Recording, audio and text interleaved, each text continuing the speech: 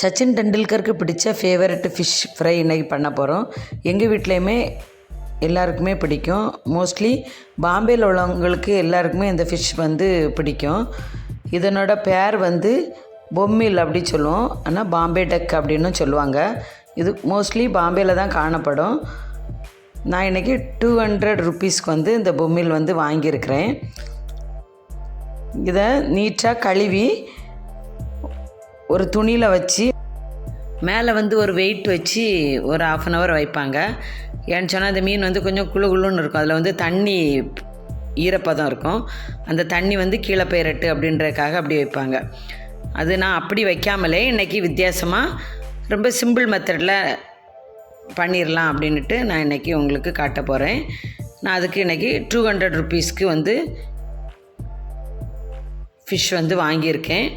பாருங்கள், அந்த பொம்மில் எப்படி இருக்குன்னு பாருங்கள். நான் இப்படி தான் இருக்கும், நல்ல குழு குழுன்னு இருக்கும். நடு முள் ரொம்ப சாஃப்டாக இருக்கும், சாப்பிட நல்லா டேஸ்ட்டாகவும் இருக்கும்.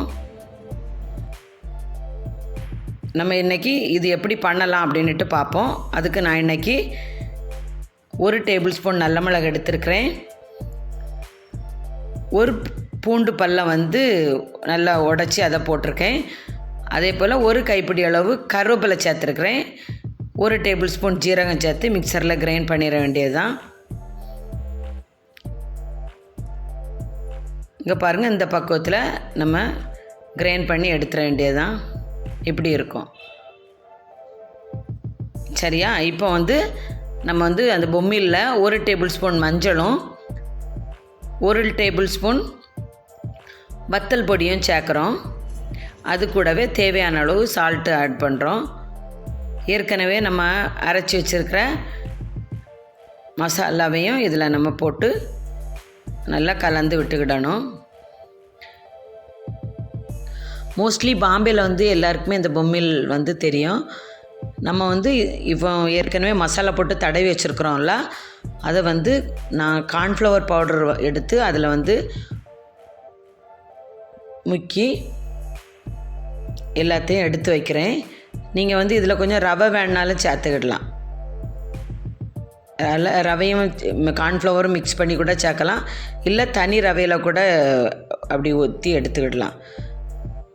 இதில் பிரட்டி எடுக்கும்போது எண்ணெயில் போட்டு நம்ம பொரிச்சு எடுத்தாலும் ஒட்டாமல் அழகாக மொறுன்னு வந்துடும். ரொம்ப டேஸ்ட்டாக இருக்கும் அந்த பொம்மில். பாருங்கள், நான் இப்போ ஒரு கடாயில் தேவையான அளவு எண்ணெய் ஊற்றி, அந்த எண்ணெய் நல்லா காஞ்ச பிறகு நம்ம ஏற்கனவே ரெடி பண்ணி வச்சுருக்குறோம்ல அந்த பொம்மியில் நான் இப்போ போட்டுட்டேன். குயிக்காக முடிஞ்சிருங்க. இதுக்கு ஒரு சின்ன டிப்ஸு தான். கார்ன்ஃப்ளவரில் முக்கி எடுத்தோன்னா அது ஒட்டாது. பாருங்கள், ஒட்டாமல் அழகாக வந்துடும். நல்ல மொறுன்னு இருக்குது பாருங்கள். நம்ம அதே போல் மசாலாலாம் போட்டு ஒரு 50 மினிட்ஸ் ஆகுது ஃப்ரிட்ஜில் வச்சு எடுத்துருங்க. அப்போ அந்த மசாலாலாம் நல்லா பிடிச்சிக்கிடும்.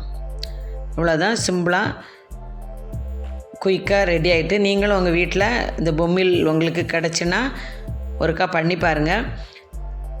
இல்லை பாம்பேயில் வந்தால் நீங்கள் ஹோட்டல்லாம் கிடைக்கும் பொம்மில் ஃப்ரை தாங்க, இல்லைன்னா பொம்மில் சுக்கா பொம்மில் அப்படி எப்படி கேட்டாலும் கிடைக்கும்.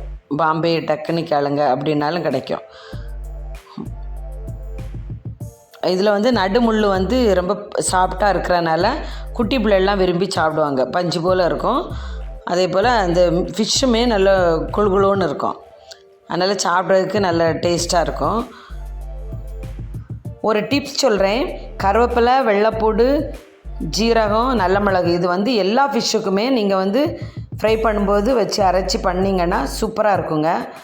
நீங்களும் ஒருக்கா பண்ணி எனக்கு கமெண்ட் பாக்ஸில் கமெண்ட் பண்ணுங்கள்.